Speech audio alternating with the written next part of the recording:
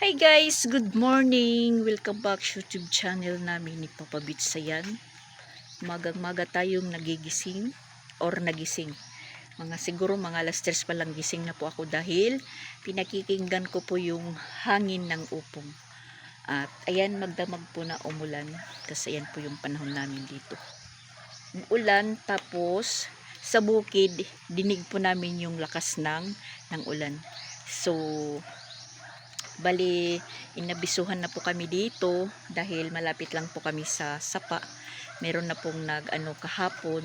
Kasi si Upong ngayong araw daw lalandfall dito. Hindi namin alam kung ano talaga yung oras kasi sabi alas 2 ng hapon. Sana hindi na yan tumuloy si Upong dito sa amin. Tapos ayan, mahangin. Kasi hindi talaga ako makatulog guys kasi yung bubungan namin maraming nahuhulog. Akala ko bunga. So ngayon ginagising, bumangon po ako. Yung ano pala, yung mga dahon ng niyog is nandito na. Yan, yung isa nandoon pa. Di ko nakuha. Tas itong isa, yung isa na dahon, yan, nandito. Mabuti na lang hindi po napunit ng masyado. Yung napunit lang dito. Yan. Diyan banda. Yan po yung napunit. Kaya kinuha ko kaagad. Baka pa mapuno pa ng tubig. Lalong mapupunit. So yan, hangin-hangin. As in, sa bukid talaga yung malakas yung tubig, ulan. Kaya yung tubig sapa, yun po yung minomonitor ngayon ng mga opisyal ng mga barangay. Inuhan na po kami kasi sabi daw mag-ingat po sa landslide, pero dito sa amin medyo malayo naman yung landslide yata kasi matigas po yung bukid. Tas yung sapa is nandyan lang. Yan. Maririnig mo talaga yung ulan sa bukid. Parang rumaragasa. Yung oras is alas 6. Kanina pa ako bumangon. Mga alas 3 pa lang talaga ako nagising kasi inaano-ano yung namin dito. Trapal. Nililipad-lipad. Yung hangin is umaano sa loob. Pumapasok. Tapos hindi tayo din makatulog kasi itong trapal nililipad-lipad. Yung inaalala ko yung mga ko. Mga hinangir. Yan, nagkadikit-dikit na po yung mga hinangir natin. Kasi malakas yung ulan kagabi. Tas magdamag yung ulan. Hanggang ngayon is umaambon pa. Tapos, yan, sa news, signal number 2 na po kami dito. Kaya walang klase. Signal number 2 na po. Nakikiramdaman lang po kami nila nila Rosan, nila Mama Pix kasi sa Tacloban din mas sa Tacloban kasi malakas yung hangin doon sa kanila. Dito malakas man pero hindi po gaano namin nararamdaman yung lakas ng hangin sa baba kasi maraming puno. Ayan. Pero malakas siya. Parang hindi lang po namin nararamdaman dito sa baba kasi yung hangin is nasa taas. Doon sa amin sa Tacloban sitro talaga dahil kulang ng mga puno, lalo na yung bahay namin, yung taas, yung bahay ni Mama Walin. Pag si Upong nagpatuloy pa, baka ilipad na po yung bahay ni Mama Walin doon sa Manlurep kasi nasa pinaka second floor. Tas mga na po yun, mga bulok na, pati yung haligi bulok na yun. Inano na lang, tinukod-tukod na lang, tinukod-tukod ng kawayan. As in, naririnig ko talaga yung ulan sa sa bukid. Nako, sila Alrich, yung bahay nila Alrich is nasa taas ng bukid. Tas bahay kubo lang po yung nila, yung bahay nila doon. Maliit lang. Parang hindi secure yung pundasyon. Sana naman hindi ito umano si Opong sa amin.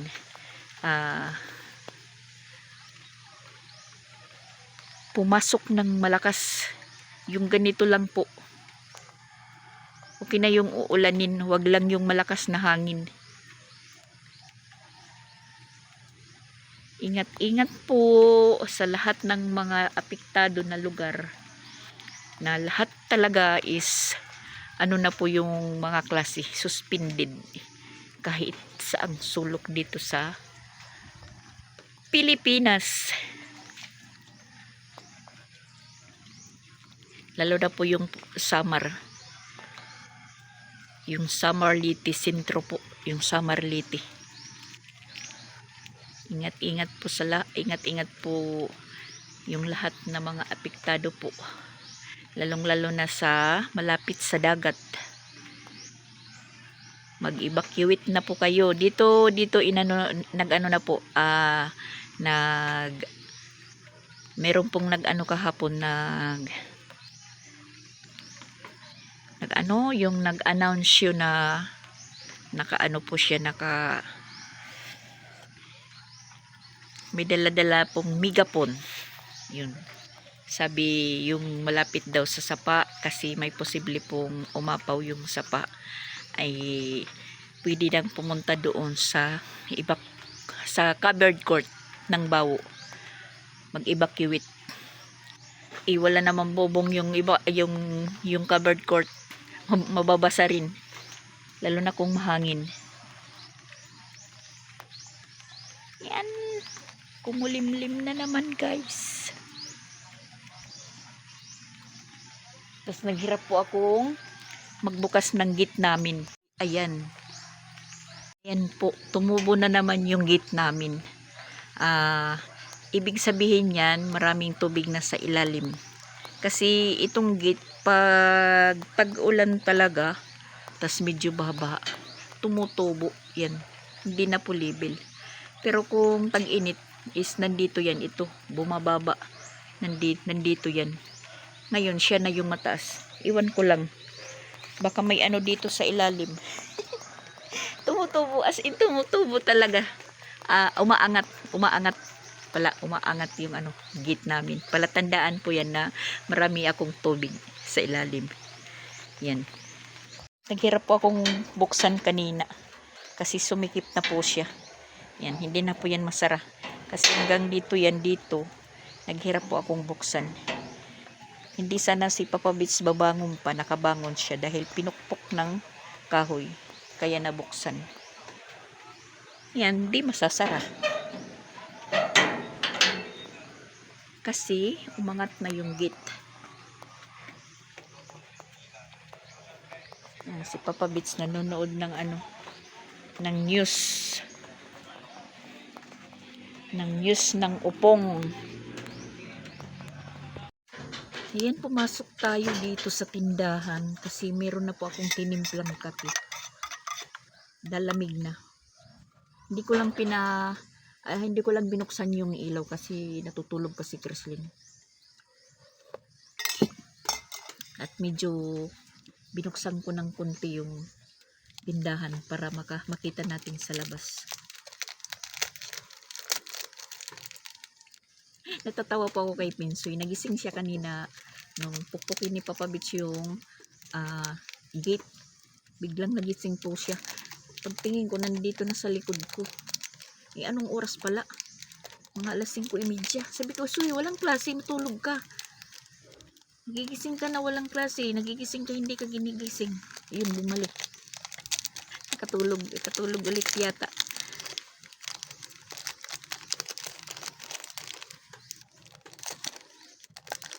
Yan po yung iniisip ko ngayon, guys. Siguro mauuna lang muna ako doon magpunta kay Jing. Para may kasama naman doon si Jing. Kasi ewan ko kung tuloy yung lakad niya bukas. Mga maya-maya pag medyo umuki-uki na po yung panahon, pupunta muna tayo doon.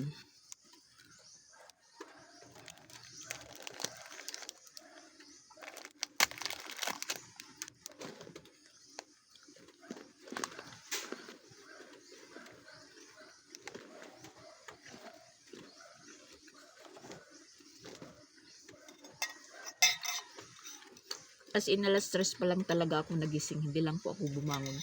Tinitingnan ko lang po yung trapal dito. Inilipad-lipad. Tapos para po kaming binabato dyan. Tinitingnan ko lang po yung trapal. Nilipad-lipad po ng hangin. Tapos nagugulat na lang po ako may nahuhulog. Sabi ko naman, ano yung nahuhulog dyan? Wala namang bunga kasi pinakuha na namin. Tinignan ko ngayon, yun pala. Yung dahon ng niyog. Tsaka napunta pala talaga sa yung isa sa may trapal. Buti na lang hindi talaga napunit. Kaya kung nagkakataon, pero ganun pa rin. Hindi rin natin maiiwasan yung hangin pag lumakas. Ano yan. Ilipad. Pero wag sanang lumakas ang hangin. Ganito lang ba? Parang ano lang. Okay na yung ulan-ulanin. Para may tubig.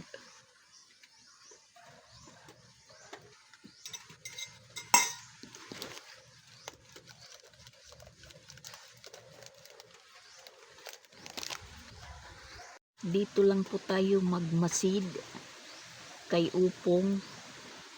Yan, binuksan ko lang ng konti yung tindahan. Yan. Umiingay yung bubungan doon sa kabila, yung yero.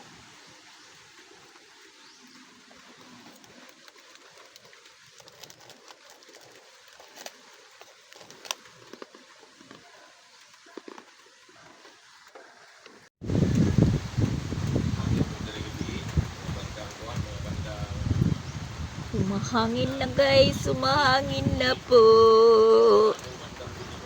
At medyo lumalakas yung ulan. Nag-run out na guys. Mabuti na lang po, nakapagpagas pa ako ng tubig. Ayan, run out na. Tapos, hindi pa tayo nakapa-full charge ng cellphone. Kasi yung isang charger ko magdamag. Hindi naka-full charge. Ay naku. Yan, sabi ko kay Papa Bits, pagasayo ng tubig kasi baka mag-burn out. Yun na nga, nag-burn out. Tapos nakapagsaing na po ako sa rice cooker. Tapos na din. Kasi ayan, nagsisimula na pong medyo lumakas-lakas yung hangin.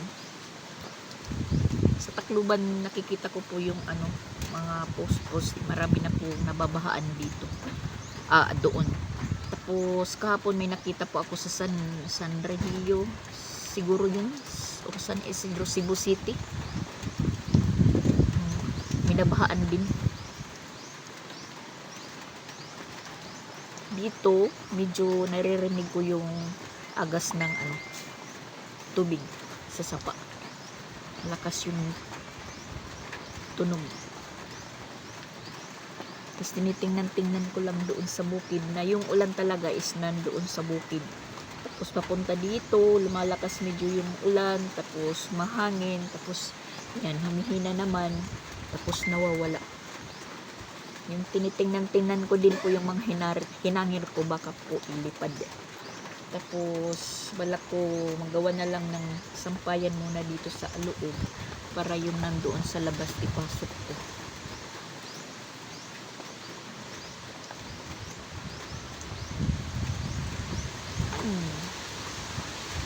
Naririnig nyo guys.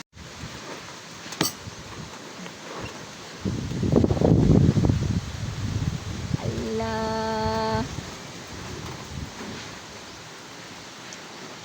Mga dahon lumilipad.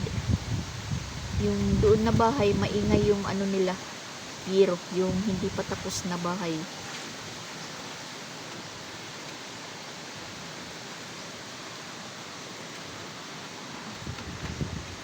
Sana malusaw ka, Upong, malusaw ka. Kasi nga, ngayong araw daw maglalandfall si Upong. Kaya signal number 2 na po kami. Sa Marliti, Cebu.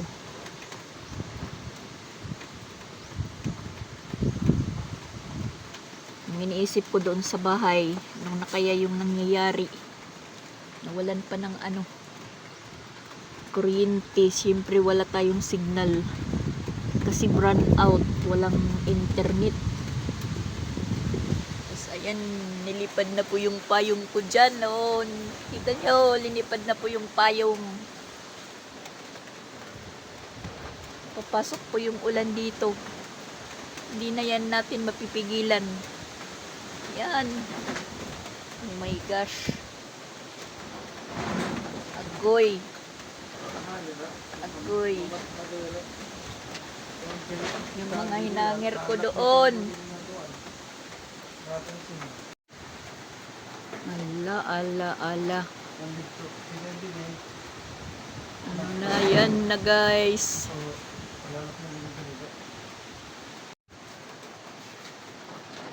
Yung mga puti ko nagdikit-dikit na. Ala guys. Oh my gosh.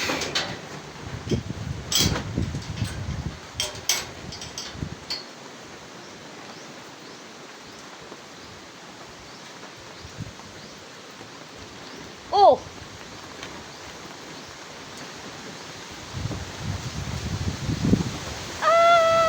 Ay!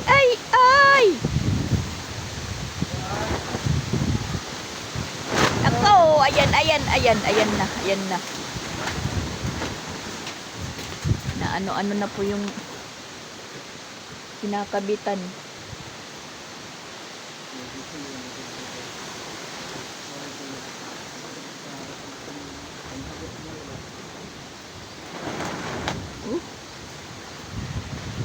Nadadala yung kahoy.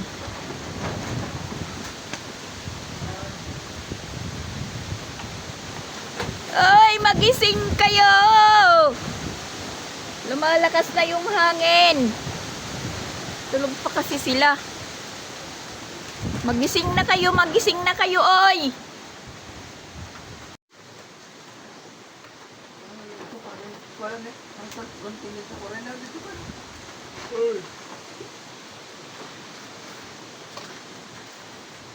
Igot nga dat motor ni Ronald. Huguta ito. Hugot man latiya.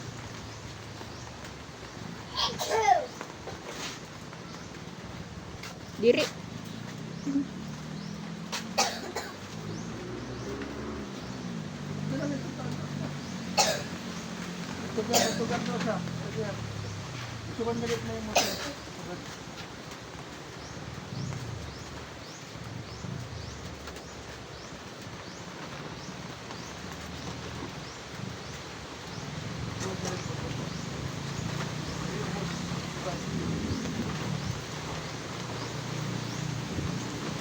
Oh, kanit motor mo ulos.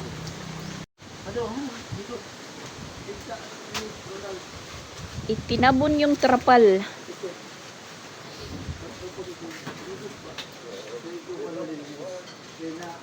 Babantingan. Palwa nga yan nagkikinahulog kagabi. Ano naman nakusi kay may palwat dinambaw-baw mo pinalawaray makuan. Pero po sila gapiton yan paghangin. Ha? Palwa nga utod. Luulo. Oo.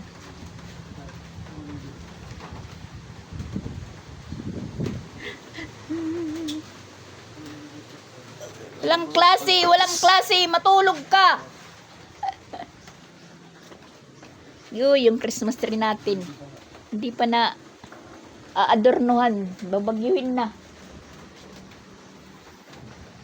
Yung mga hinangir ko, mababasa.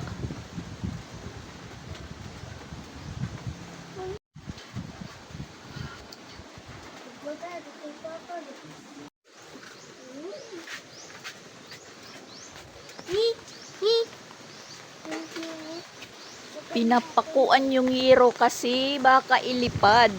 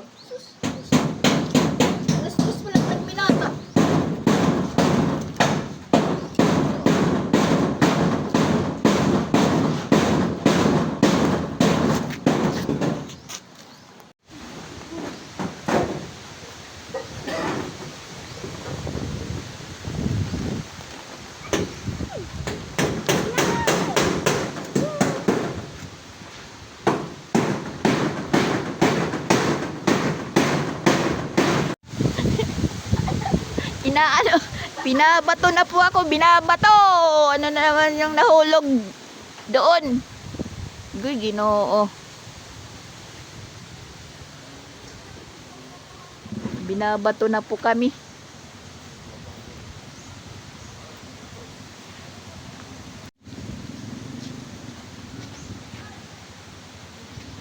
Guys, papunta na po tayo kay Jing.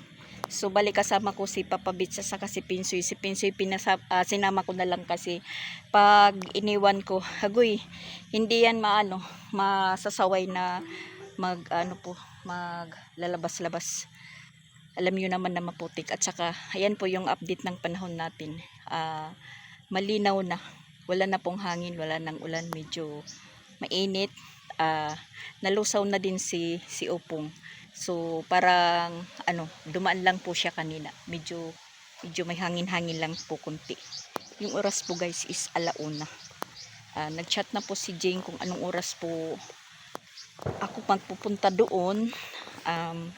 Sabi ko maliligo lang po ako. Tapos magpupunta na.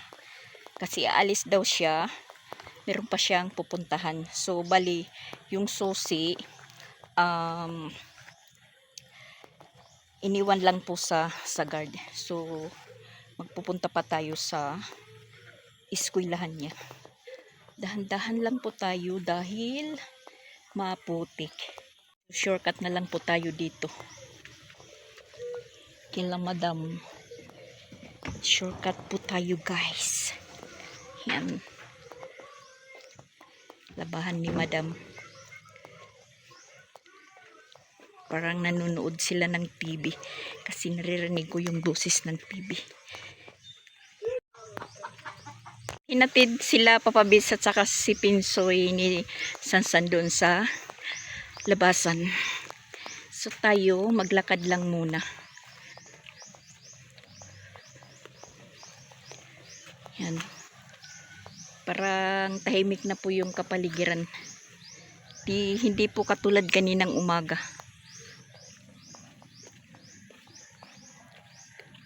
Si Dian, papauwi naman po dito.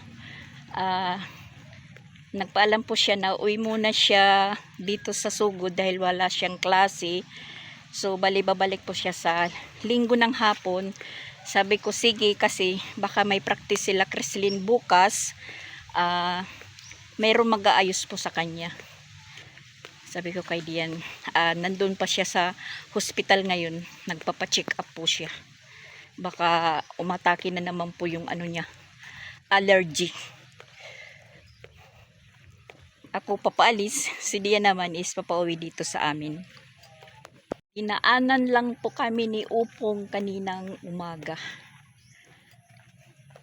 Po yung nangyayari pag maulan, malakas ang ulan. Ayan, yung tubig.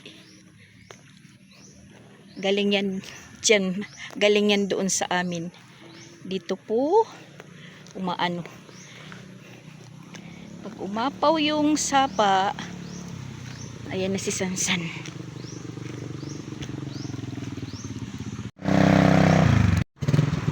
Yan, matubig dyan guys. Pag tuloy-tuloy yung ulan, yung tubig dito at saka doon sa kabila is nagtatagpo sila. So bali matubig ang kalsada. Yung nandun sa loob hindi makaka punta ng highway pag nakamotor dahil lumulubog yung parang nalulunod yung makina ng motor sa lalim ng tubig dito pag tuloy-tuloy po yung ulan. Yan.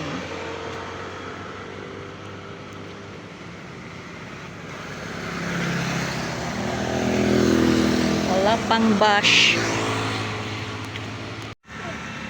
Ayan, may paparating na rin na bus. Medyo natagalan po kaming naghintay.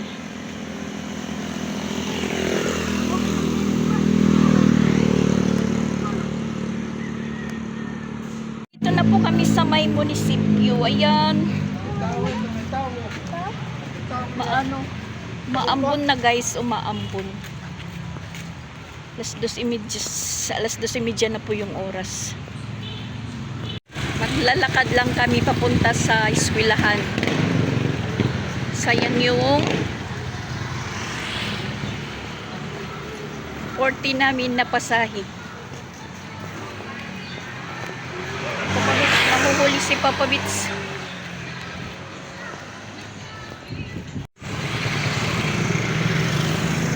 Siya, diretso. Muulan na. Papabits. Yan po yung inaayawan ni Papa Bits, yung may lakaran. Oh my gosh. Malapit lang naman dito sa sa eskwelahan. Tingnan nyo, malayo pa si Papa Bits. Nandito na po kami. Lumalakas na po yung ulan. Kinuha muna namin yung susi ng room ni Jing doon sa guard. Tas yung susi sa motor is nandito sa loob. Pati cellphone daw niya. Yan, nandito na po kami sa room ni Jing. Medyo umuulan pa. Muna tayo sa upuan ni Jing. Nag-try muna tayong umupo.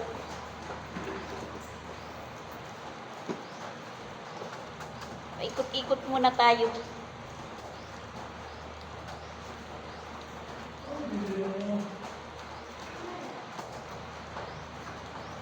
Saktong-sakto lang guys, pagdating namin umulan.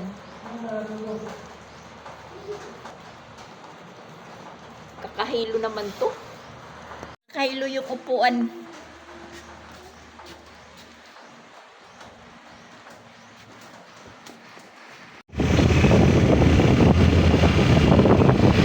Nandito na po kami sa bahay ni Jing.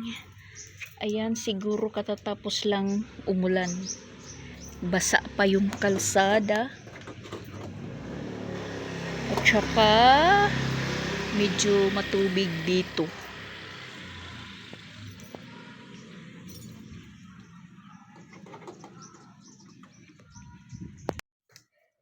Nandito na po kami.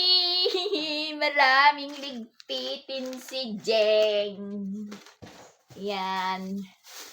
Ligpit muna tayo. Walang makakain dito si Jing.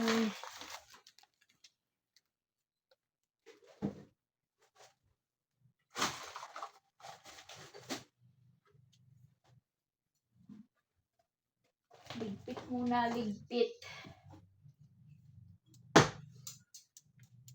Paniro ka ito, Soy. Paniro ka.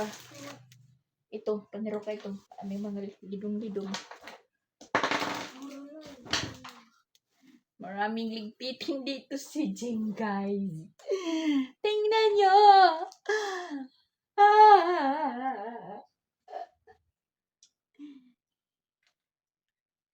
Maraming ligpitan.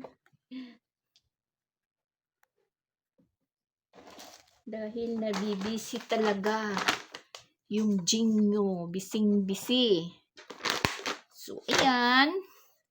Tayo naman is magliligpit. Itapon ang dapat itapon. Pero i-check natin muna. Baka meron po tayong matapon na importante. Mga basura. Mga basura, guys. Ito.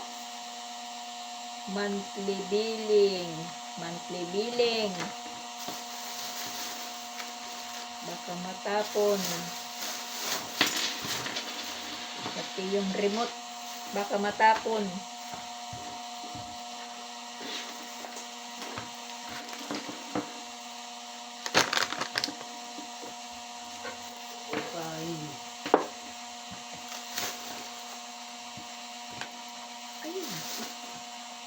Ayan, nakaglinis na din po kami, guys.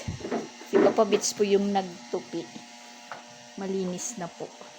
Tapos yung mga labahan ni Jing is nandoon na sa washing machine. Tas ayan po yung basura.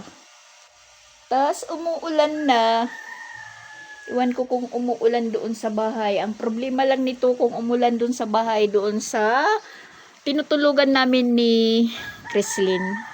Kasi walang alam mag-ayos-ayos. Pag nakukuan, natatanggal na po yung payong. Tas dito po, ayan, malaki po yung giwang. Umunat kasi yung net, umunat. Tas ayan yung nilabhan natin na pampunas, hindi pa nakuha ni Jing, nabasa tuloy. Tas ayan, plano ko maglaba sana, pero umuulan. Wala tayong sasampayan. Kasi dito lang po yung space ni Jing na hangiran. Tas ito po yung ni may timang. Nung matulog po siya dito, nandyan pa yan, hindi pa nakukuha. Magsasaing tayo guys. Kasi hindi pa kami nananghalian. Reklamo na si Pinsoy, magutom daw. Kala niya parte po yung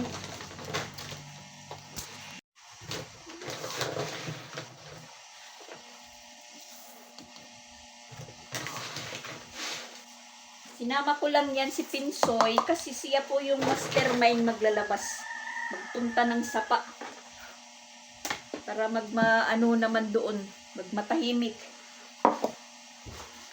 Kasi siya po yung nagli-leader ng kakulitan. Tamang-tama lang yun si Christian, si Chrislyn at saka si siya nandoon. Kasi nandun naman yung papa niya.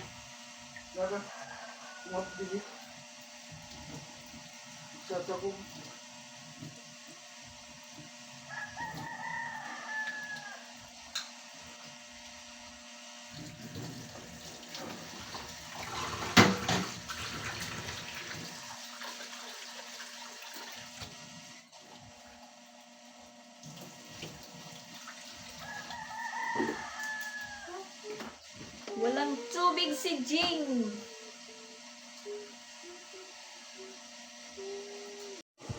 Tapos na din tayo maglinis ng CR. Tapos ayun si Pinsoy at saka si Papa Bix, pinabili ko muna ng ulam. Meron pa akong natitirang 100 pesos. Kasi ayan, luto na po yung kanin. Hindi pala talaga kami nananghalian kasi umalis po kami doon mga mag-alas 12. Yung kumain naman po kami, diretso na yung breakfast at pananghalian.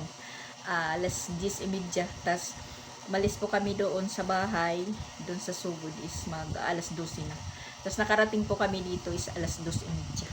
Tas yung oras ngayon is alas 4:10. Tapos yun, gulat po kami nang makapasok kami ng bahay ni Jing. Parang pumasok dito si Opong. Tapos yun, kanina, dapat sana ngayong oras pa ako papunta dito ngayong hapon. Kasi yun nga iniisip ko doon sa bahay. Kasi yun nga may Opong. Medyo luminaw naman po yung panahon. Tas nagchat si Jing, sabi niya, "Mama, anong oras ka daw pupunta dito?" Sabi ko sa kanya, maliligo lang po ako, tas papunta na ako dyan. Pupunta na ako dyan. Usigit ko no kasi alis pa siya. Meron pa silang kailangan hanapin. Iwan ko kung ano po yung hanapin nila. Basta sabi niya, daan ka muna doon sa eskwelahan dahil iniwan ko yung cellphone ko at saka susi ng motor sa room niya. Tapos hingiin ko na lang daw yung susi ng room niya doon sa guard. So ayun, balak ko sanang maglaba. Kaya lang umulan kanina. Tapos talaga wala akong sasampayan. Bukas na lang i-adjust natin po yung niya dito na masakto lang. Hindi naman gaano kadami yung labahan niya. At wala naman sigurong uniform or baka dito nakahangir po yung mga labahan niya na uniform. Hindi po hinahalo doon sa binihis niyang mga puting t-shirt. So nakapaglinis na po tayo ng CR. Puting-puti na po yung bowl. Yan. Tapos muupo tayo na naman saglit. Hintayin natin sila Papa Bits at Pinsoy. Bumibili po ng pritong manok na lang. Ewan ko kung anong oras nauwi si Jane. Hindi ko pa na-chat na nandito na po kami. Pero alam niya papunta na po ako. Pagkakaalam niya, ako lang. Hindi kasama si Papa Bits at saka si Pinsoy. Kasi ako lang naman dapat ang papapuntahin dito ni Jing. Niisip ko naman, maglulunis. Kinakailangan na merong maiiwan dito. Adjust na lang. So, baka sa linggo ng hapon kami uwi ni Pinsoy. Kung ano lang yung makukuha namin sa pag-uwi namin, kung magmomotor madaling araw ng linggo or lunis ng madaling araw. Basta ngayon si Dian naman is papunta na doon sa sugod. Tapos hinabilinan ko po siya na baka may practice bukas si Chrislyn. Siya lang muna yung mag-ayos. Nakanda na yung susuotin ni Chrislyn, pati yung pangtali ng buhok nakanda na doon. Inano ko doon sa hinanger kong susuotin bukas ni Chrislyn. Naka-attach din. So, sabi ko kay Chrislyn, sabihan mo na lang si Tito Dian mo kung paano yung pag-ayos ko sa'yo. Di naman po sigurado kung may practice kasi sabi nga sa GC, baka bumuti na yung panahon bukas magpa-practice. Dahil 2 araw hindi sila nakapag-practice, kahapon at ngayong araw. So, kailangan nilang bawiin yung 2 araw na hindi po sila nakapag-practice nang dahil sa upong. Tapos maraming apektado doon sa amin, sa Liti, sa bagyong upong. Dito naman, sa pagbiyahe namin, parang wala naman akong nakitang mga nahibang or nasira. Tapos, chinat ko si Jing kaninang umaga, nung time na malakas po yung hangin doon sa bahay kaninang umaga, mga alas 7 pala yun. Chinat ko siya, kumusta ka dito? Sabi niya, parang wala lang naman. Tapos yun, sinindan ko siya ng video kung anong ginagawa namin doon sa bahay. Tapos, kahapon naman, kagabi naman din doon kila Rosan sa Tacloban, kagabi daw yung malakas yung ulan at saka malakas yung hangin. Yan po yung nakakatakot po guys, yung bagyo na gabi. Kasi wala kang makikita kung ano po yung mangyayari. Mabuti na lang po yung bumabagyo or sumasama yung panahon na araw.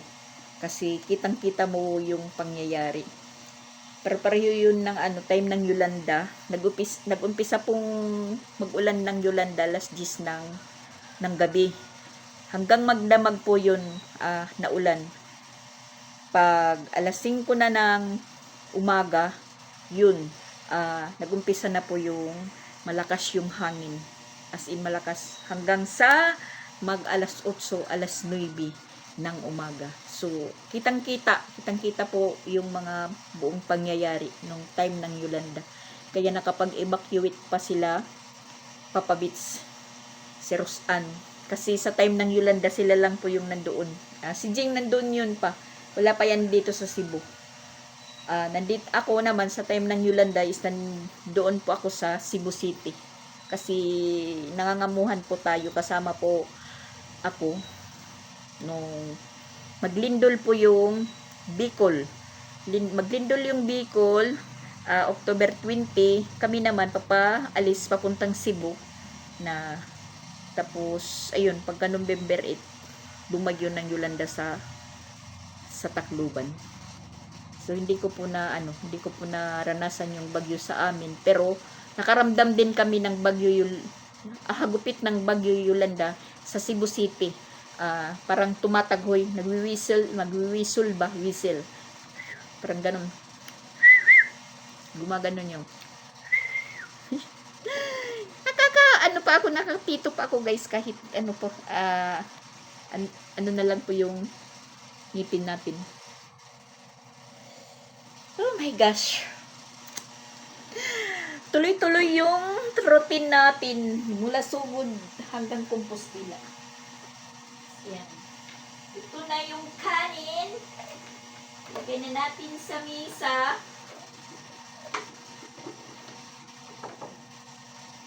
Para kumain kami. Okay, nagre-reklamo na si Pinsoy. Nagugutom na daw siya. Huwag ko lang kung anong oras si Jing uuwi.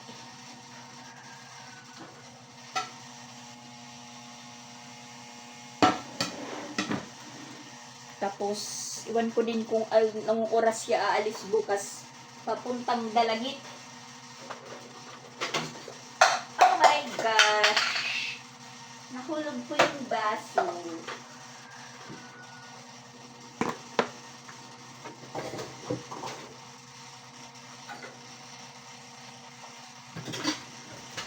Mahirap yung walang kasama si Jing dito kasi walang nag-aayos ng mga ano niya.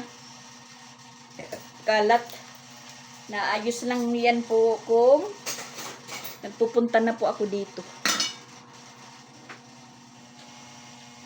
Dahil palagi lang nagmamadali si Jing. Oh my gosh.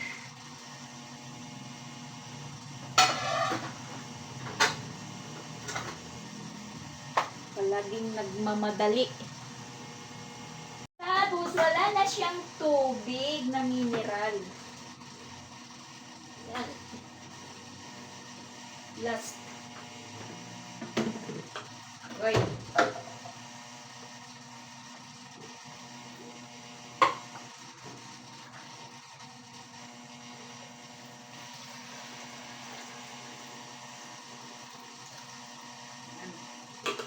Last na. Asan na po yung takip nito? Yung takip.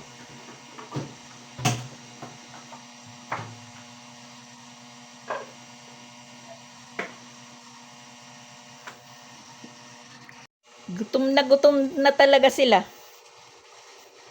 Mainit pa yung ano, kanin.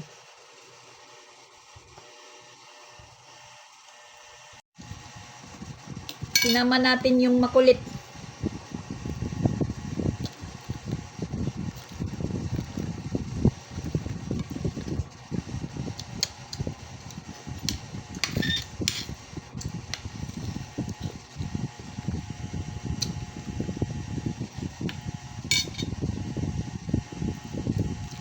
Sabi pa nga ni Siya, magja-Jollibee kayo pag nagpunta ng Compostela. Hindi na katulad noon, may Jollibee, ngayon wala na. Tipid na tipid. Pritong manok na lang sa gilid-gilid.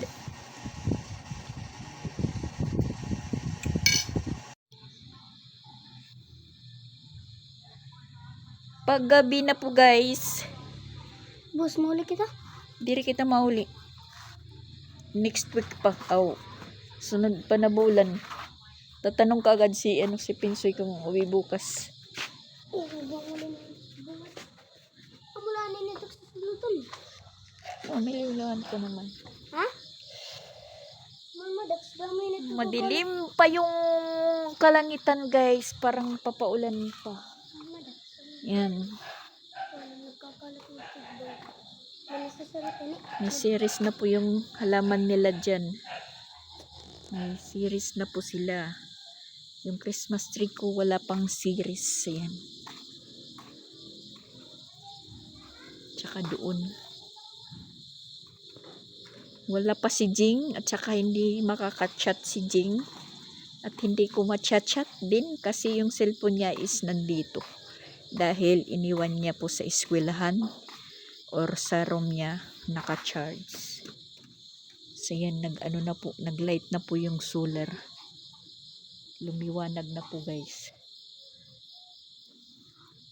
Ngayon sa bahay, iwan ko lang kung ano yung nangyayari na.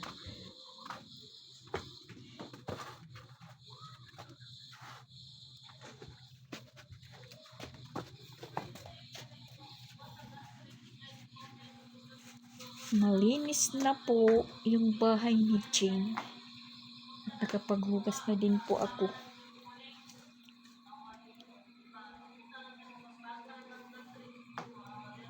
Yan, paborito ni Papa Bits. Cook!